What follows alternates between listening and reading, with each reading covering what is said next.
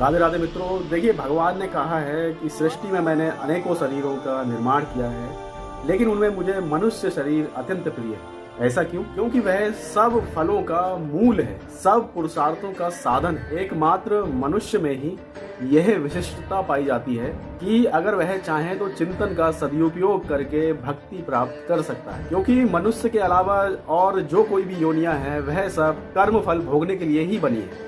जैसे कि अगर बिल्ली चाहे कितने भी चूहों को मारे तो उससे जो है दोष नहीं लगता है, जबकि मनुष्य अगर ऐसा करता है तो उसको कर्मों का फल भुगतना पड़ेगा। क्योंकि पशुओं में इतना कम ज्ञान होता है कि वह कुछ ही समय में ही अपने जो जन्मदाती माता है उसको भी भूल जाया करते हैं। मनुष्य को हमेशा दो चीजों का ध्यान रखना चाहिए, एक तो अपने कर्मों का और दूसरा ईश्वर का।